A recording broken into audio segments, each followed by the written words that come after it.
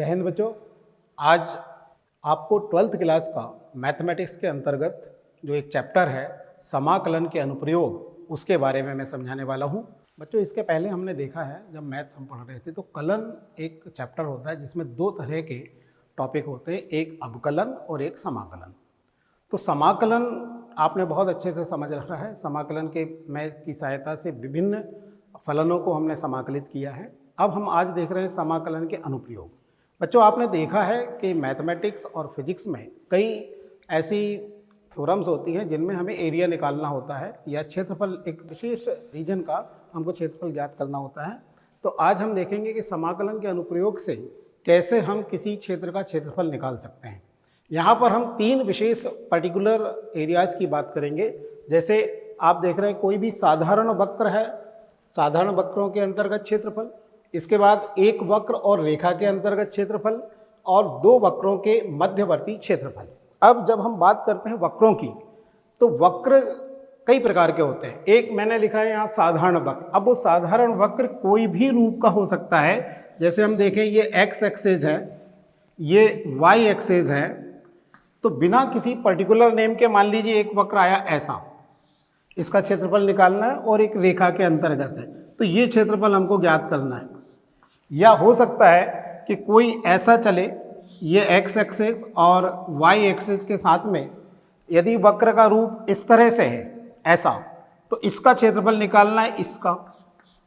तो एक विशेष प्रकार होता है, मैं बताऊंगा कि कैसे अपन इनके अंतर्गत आने वाले क्षेत्रफल को ज्ञात कर सकते हैं। दूसरा है एक वक्र और रेखा के अंतर्गत क्षेत्रफल। बच्चों, ये जब हम ये चैप्टर पढ़ेंगे उसके पहले आपने प्रीवियस क्लासेज में पढ़ा है कि रेखा की प्रकृति क्या होती है। इसको हम करने के लिए हमें मालूम होना चाहिए कि रेखा का समीकरण यदि इस रूप में है तो उस रेखा का चित्र कैसे हम बनाएंगे। या वक्र हमने पढ़े हैं वृत्त, परवलय, दीर्घवृत्त और अतिपरवलय। यहाँ पर विशेष रूप से हमें देखना है वृत्त, परवलय और दीर्घवृत्त। तो इसको मैं समझाता हूँ आपको अलग अलग। पहले अपन इसको समझ लें, इसके बाद जो समाकलन की सहायता से हम क्षेत्रफल निकाल सकते हैं उनको ज्ञात करेंगे। तो सबसे पहले मैं रेखा के बारे में बता दूं। केवल 4 रूप हम यहाँ पर देखेंगे जो कि इस चैप्टर में हमें काम आने वाले हैं। आपने देखा होगा कि यदि ये एक्स अक्ष और वाई अक्ष है, कोई रेखा एक्स अक्ष के समांतर है, तब इस रेखा का समीकरण क्या होगा। यदि कोई रेखा वाई अक्ष के समांतर है, तब रेखा का समीकरण क्या होगा। ये 2 रूप हो गए। तीसरा रूप हम देखें रेखा का प्रवणता का रूप। ये एक्स एक्सेस है, ये वाई एक्सेस है, कोई रेखा इस तरह से है, या इसी के विपरीत कोई रेखा इस तरह से है कि वो एक्स अक्ष और वाई अक्ष पर कुछ अंतःखंड काट रही है। मान लीजिए ए है, ये बी है, ये ओ है। इसी तरह से यहाँ पर अपन मान लें ए है, ओ है, ये पी बिंदु पर इसने काटा। अब जब हम बात करेंगे कि कोई रेखा एक्स अक्ष के समांतर है तो इसका समीकरण क्या होगा, यहाँ पर हमें उल्टा देखना है। हमें समीकरण दिया जाएगा, तब हम उस समीकरण को देख के ये परीक्षण करेंगे कि रेखा किस रूप में, इन 4 में से किस रूप में। यदि मान लीजिए आपको लिखा है y = a, यहाँ पर हमने देखा एक्स अक्ष के समांतर है और वाई अक्ष पर एक ही दूरी तय कर रही है, तो यहाँ पर आप देख सकते हैं कि ये y = a होगा। ये रेखा इसके बिलो साइड भी हो सकती है, ऐसा मान लीजिए ये माइनस में आएगा, तो y = ±a यदि कहीं पर मिलता है तो आप समझ जाएंगे कि ये रेखा एक्स अक्ष के समांतर है। इसी तरह से यहाँ पर यदि हम देखें, ये दूरी यहाँ से लेके यहाँ तक b है, तो यहाँ पर हम क्या देख रहे हैं, एक्स अक्ष पर कुछ यूनिट्स को इसने कवर किया है, तो यहाँ पर इक्वेशन होगी x = b। यदि यही रेखा negative side of x axis है, ऋणात्मक की तरफ है, तब ये हो जाएगा x = -b। कुल मिला के यदि हमें दिया है x = ±b, तब हम समझ जाएंगे कि यह रेखा y अक्ष के समांतर है। यहाँ पर मैंने कहा था कि प्रवणता के रूप में कोई रेखा x अक्ष के साथ में थीटा डिग्री का कोण बना रही है और y अक्ष पर अंतःखंड काट रही है c यूनिट का, तब रेखा की समीकरण होगी y = mx + c। यहाँ पर m आपको मालूम है क्या है, m होता है प्रवणता और m का मान होता है tan थीटा के बराबर। थीटा एक्स अक्ष के साथ में बनने वाला कोण, और जो सी है वो रेखा के द्वारा वाई अक्ष पर काटे गए अंतःखंड की लंबाई है। कोई रेखा यदि मान लीजिए एक्स अक्ष और वाई अक्ष दोनों पर अंतःखंड काट रही है तो रेखा का समीकरण होगा x upon a plus y upon b is equal to 1। ये चार रूप हमें इस टाइप के क्वेश्चंस को सॉल्व करने में सहायता करेंगे। अब हम आगे देखते हैं, वृत्त की बात करें, परवलय की बात करें और दीर्घवृत्त की बात करें। यहाँ पर हम वृत्त के दो रूपों को देखेंगे। एक तो जब वृत्त का केंद्र किसी बिंदु एच के पर हो, यहाँ पर केंद्र के निर्देशांक एच के हैं और इसकी त्रिज्या ए है, तब इसका समीकरण होगा x minus h whole square plus y minus k whole square equals to a square. इसी को यदि हम ओपन कर दें, एक्सपांड कर दें, तब समीकरण बनेगी x square plus y square minus 2hx minus 2ky plus h square plus k square minus a square equal to 0। इसका मतलब यदि x और y की द्विघातीय कोई समीकरण है तब हम देखेंगे कि वह वृत्त की समीकरण है। यदि ये केंद्र मूल बिंदु पर है, मूल बिंदु पर इसके h और k की जगह क्या हो जाएगा 0 0, तो समीकरण हमें केवल मिलेगी x square plus y square equals to a square. तो हम समझ सकते हैं यदि x और y की कोई समीकरण जो कि द्विघातीय है तब हम समझ जाएंगे कि ये वृत्त की समीकरण है। अब हम परवलय के चार रूप देखेंगे। परवलय के चार रूप होते हैं। पहला रूप ये है जिसको कि हम मानक रूप कहते हैं। यदि परवलय इस तरह का हो जिसका शीर्ष मूल बिंदु पर हो, इसकी नाभि x अक्ष पर हो, a,0 इसके निर्देशांक हैं, तब इसका समीकरण होगा y square is equal to 4ax। इसके विपरीत यदि कोई परवलय जिसका कि शीर्ष मूल बिंदु पर हो और नाभि x अक्ष के ऋणात्मक दिशा में हो, -a,0 हो, तब इसका समीकरण होगा y square is equal to -4ax। इसी तरह से तीसरा रूप है जब कोई परवलय जिसकी की नाभि y अक्ष के धनात्मक दिशा में है, मतलब 0, a हो जाएगा ये, तब इसका समीकरण होगा x square is equal to 4ay। और यदि कोई परवलय जिसकी की नाभि y अक्ष के ऋणात्मक दिशा में है, मतलब 0 - a है, तब इसका समीकरण होगा x is equal to -4ay। चार रूपों में आपको परवलय मिलेगा। इस समीकरण को देख के आपको समझना पड़ेगा कि किस रूप का परवलय हमें दिया गया है। अब हम देखते हैं दीर्घवृत्त। दीर्घवृत्त दो रूप में होंगे। एक जिसका कि दीर्घ अक्ष x अक्ष पर हो इस तरह से, और एक जिसमें दीर्घ अक्ष y अक्ष पर हो इस तरह से। यहाँ पर हम जब समीकरण देखेंगे तो ये होगी x square upon a square plus y square upon b square equal to 1। यहाँ पर a का मान b से बड़ा है, मतलब दीर्घ अक्ष x अक्ष पर है, और यहाँ पर x square upon a square plus y square upon b square equal to 1। यहाँ पर a का मान छोटा है b से। तो जब आपको कोई ऐसा लगे कि दीर्घवृत्त है और देखना है हमें कि किस रूप का होगा, तब हम एक्स स्क्वायर का डिनोमिनेटर देखेंगे। यदि एक्स स्क्वायर का डिनोमिनेटर बड़ा है वाई स्क्वायर के डिनोमिनेटर से, तब हम कहेंगे कि ये वह है जिसका कि दीर्घ अक्ष एक्स अक्ष पर है। इसी तरह से जब एक्स स्क्वायर का डिनोमिनेटर छोटा हो वाई स्क्वायर के डिनोमिनेटर से, तब हम देखेंगे कि दीर्घ अक्ष वाई अक्ष पर है। अब हम देखें, तीन प्रकार के वक्र हमने यहाँ पर देखा है, वृत्त, परवलय और दीर्घवृत्त। प्रश्न में कई बार क्या लिखा जाता है, वक्र लिखा रहेगा। तो समीकरण को देख के हमें पहचानना पड़ेगा कि ये वक्र किस प्रकार का है। यदि आप देखें, हमने देखा था कि x square plus y square equal to a square, या x square plus y square minus 2hx minus 2ky plus h square plus k square minus a square equals to 0। परवलय में हमने देखा था कि y square equal to plus minus 4ax या x square is equal to plus minus 4ay। इसी तरह से दीर्घ वृत्त में हमने देखा x square plus y square upon a square x में और y square upon b square equal to 1। इसको हम ऐसा भी लिख सकते हैं b square x square plus a square y square equal to a square b square. अब हम कैसे पहचानेंगे कि कौन सी समीकरण किस वक्र की है? तीनों में यदि हम कंपेयर करें, यहाँ पर आप देखें एक्स स्क्वायर और वाई स्क्वायर, एक्स और वाई की दोनों टर्म में स्क्वायर है, मतलब द्विघातीय है। यहाँ पर या तो x द्विघाती है या y द्विघाती है। जब आप देखें कि x या y में से कोई एक टर्म जो है वो द्विघाती है तो आप समझ जाएं कि परवलय है।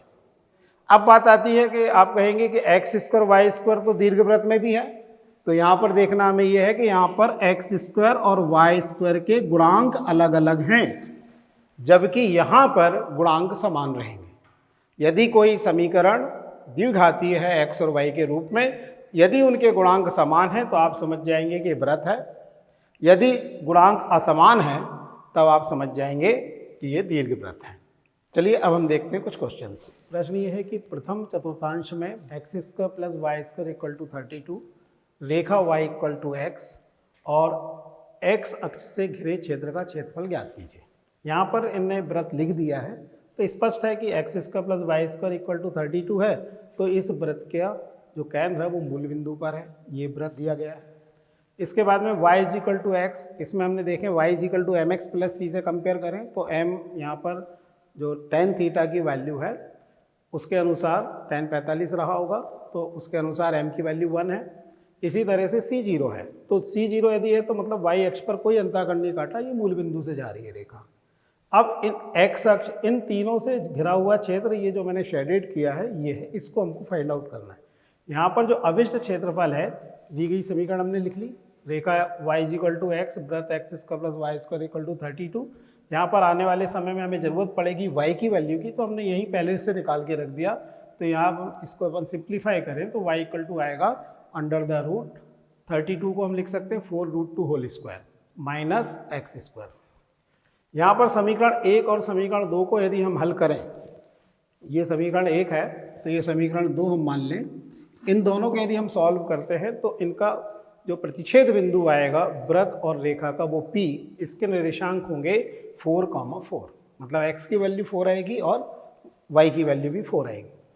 अभिष्ट क्षेत्रफल है OAPO, OAPO, ये जो शेडेड एरिया है इसको हमको फाइंड आउट करना है। इसके हम दो पार्ट करेंगे, दो पार्ट। यहाँ से P से हम एक परपेंडिकुलर ड्रॉ कर दें तो ये जो PM हुआ, एक तो हो गया ट्रायंगल OPMO, एक हुआ MAPM। इन दोनों का जो योगफल होगा वो अविष्ट क्षेत्रफल होगा। यहाँ पर आप देखें, यहाँ पर दो पट्टिकाएं डली हैं, ये पट्टिकाएं कहलाती हैं समाकलन पट्टिकाएं। यहाँ पर इसके परपेंडिकुलर है तो x अक्ष हमने यहाँ पर इंक्लूड किया। अब पहले हम निकाल लें क्षेत्रफल OPMO। समाकलन की सहायता से ये हमारी लिमिट्स मिलेंगी 0 से लेके 4 तक। ये हमने देखा था ना, यहाँ पर इसके जो प्रतिच्छेद बिंदु था वो 4,4 थे, इसका मतलब यहाँ से लेके यहाँ तक 4 है, तो ये लिमिट हो गई 0 से 4। तो 0 से 4 लिमिट ली, y dx किया। अब यहाँ पर y की जो वैल्यू है वो x है, यहाँ पर रख दी। इंटीग्रेशन किया, एक्स स्क्वायर अपॉन 2 आया, इस फार्मूले की हेल्प से integration of x to the power n dx equal to x to the power n plus 1 upon n plus 1। यहाँ पर जो समाकलन के नियम है निश्चित समाकलन के, जिनमें कि हम करते हैं पहले upper limit minus lower limit की वैल्यूज। तो यहाँ पर अपर लिमिट यहाँ पर यदि हम रखते हैं तो 4 स्क्वायर अपॉन 2 आया, यहाँ पर 0 रखोगे तो 0 आ जाएगा। 4 स्क्वायर मीन 16 अपॉन 2 देन 8 वर्ग इकाई इस ट्राइंगल का एरिया है। तो चलिए अब हम निकालते हैं एरिया ऑफ MPAM। ये एरिया निकालने के लिए हम करेंगे y, मतलब इसके जो वृत्त की समीकरण है उसको इंटीग्रेट करेंगे। यहाँ पर लिमिट रहेगी 4 से लेके 4 रूट 2। तो ये वैल्यूज रखी हमने, यहाँ से जो पहले निकाला था 4 रूट 2 माइनस एक्स स्क्वायर। यहाँ पर फार्मूला अप्लाई हम करेंगे under the root a square minus x square d x equals to 1 upon 2 x root a square minus x square plus a square sine inverse x upon a। यहाँ पर x की value तो हमको x की put करना है और a की वैल्यू है 4 रूट 2। इस फार्मूले में जब हमने वैल्यू पुट की तो ये वाली स्टेप मिली। इसके बाद में हमने 1/1 upper limit minus lower limit रख के वो वैल्यूज फाइंड आउट की है। आप देखेंगे कि इस तरह से इसको सिंप्लीफाई करके और जो एरिया निकला वो ये एरिया निकला है 4 पाई माइनस 8 वर्ग इकाई।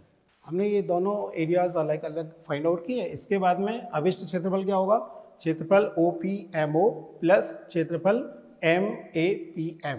जो वैल्यूज हमने निकाली थी, इसकी वैल्यू आ रही थी 8 वर्ग इकाई, इसकी वैल्यू आ रही थी 4 पाई माइनस 8। 8 से 8 कैंसिल होगा, ये 4 पाई वर्ग इकाई अभिष्ट क्षेत्रफल होगा। ये हमारा उत्तर होगा, जिसको कि हम सेपरेटली लिख सकते हैं उत्तर 4 पाई वर्ग इकाई।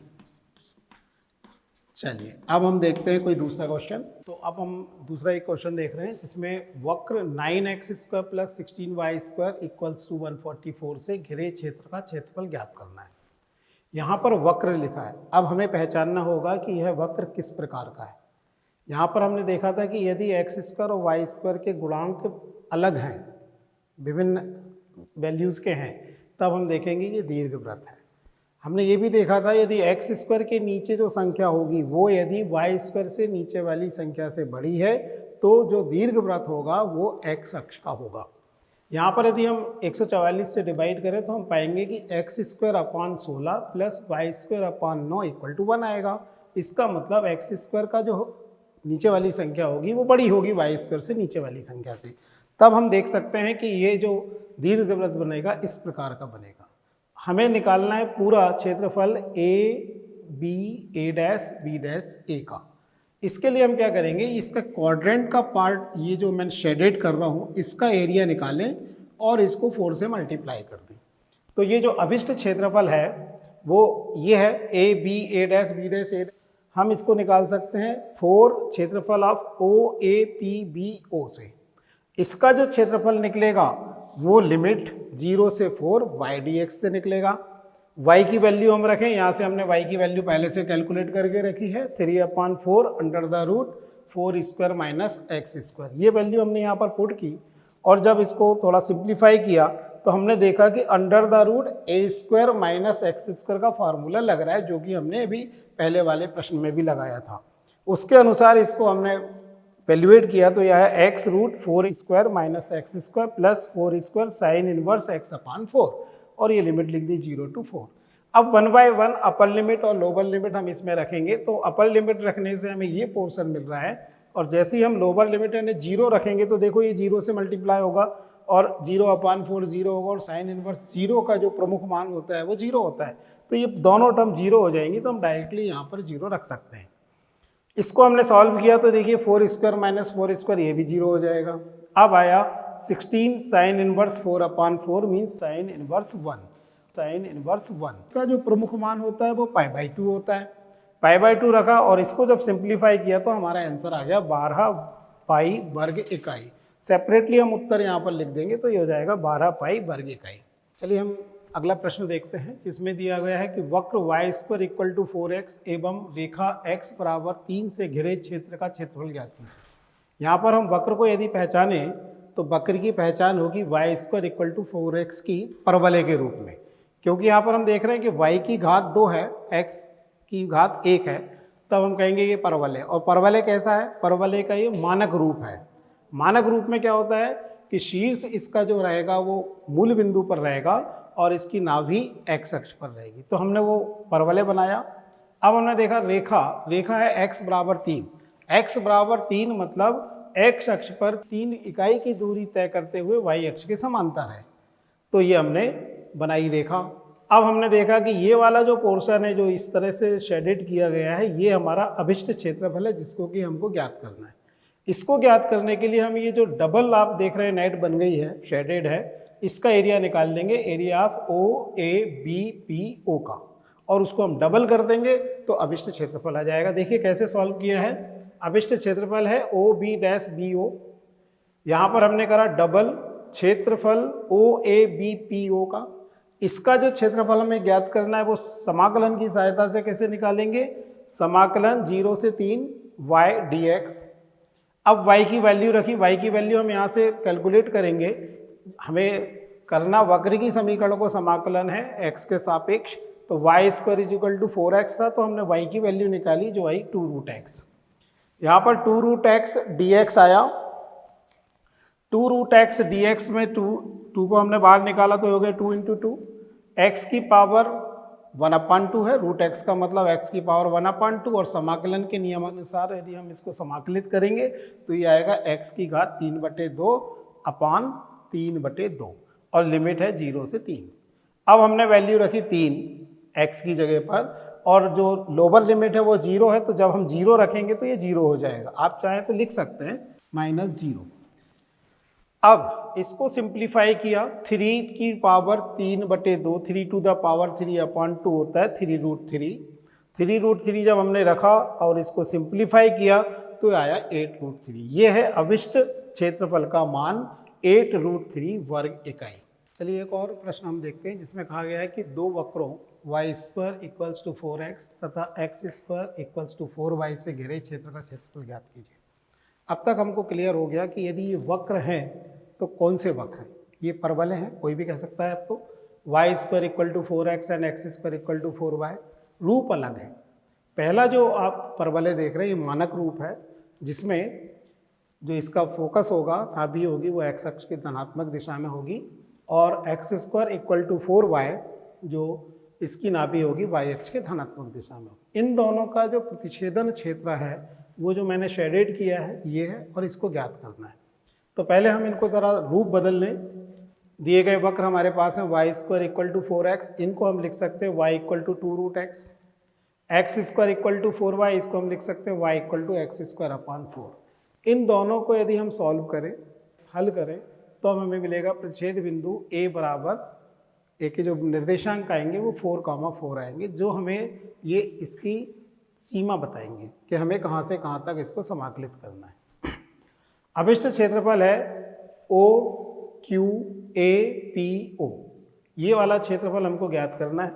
इसको ज्ञात करने के लिए हम क्या करेंगे, पूरे का निकालेंगे OBAO का, उसमें से माइनस करेंगे OBAQO का क्षेत्रफल। इसको निकालने के लिए हम जब हम OBAPO का क्षेत्रफल निकाल रहे हैं तो हमारे पास लिमिट तो वही है 0 to 4, और ये जो जिस फंक्शन को हमको, फलन को, जिस टर्म्स को हमको समाकलित करना है वो 2 रूट एक्स। इसी तरह से इसमें माइनस करेंगे 0 से 4 x स्क्वायर अपान 4 dx। इसको हम समाकलित करें, रूट एक्स का जो समाकलन होगा वो x की पावर 3/2 अपान 3/2 होगी, और लिमिट यहाँ पर आ जाएगी। इसी तरह से x स्क्वायर अपान 4 को जब हम समाकलित करेंगे तो ये होगा x³ अपान 12, और लिमिट हो गई 4 to 0। इनकी हमने अपर वैल्यू और लोअर लिमिट के अनुसार जब हम वैल्यूज़ निकालेंगे तो अपर वैल्यूज़ जब हम रखते हैं यहाँ पर, अपर लिमिट की वैल्यू जब रखेंगे तो ये हो जाएगा 4 की पावर 3/2, और 0 है तो ये तो 0 होना ही है। इसके बाद माइनस, यहाँ पर अपर लिमिट वैल्यू वही है 4³ अपान 12 माइनस 0/12।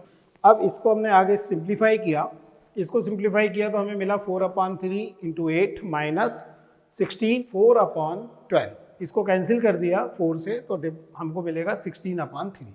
32/3 माइनस 16/3 इक्वल टू हो जाएगा 16/3। यही हमारा अभिष्ट उत्तर है। उत्तर 16/3 वर्ग इकाई। तो हमने 4 प्रश्नों के माध्यम से आज ये देखा कि किस रूप में हमको वक्र मिलेंगे और उसका चित्र हम कैसे बनाएंगे। चित्र बना के हम जो अभिष्ट क्षेत्रफल है उसको आसानी से ज्ञात कर सकते हैं। जय हिंद।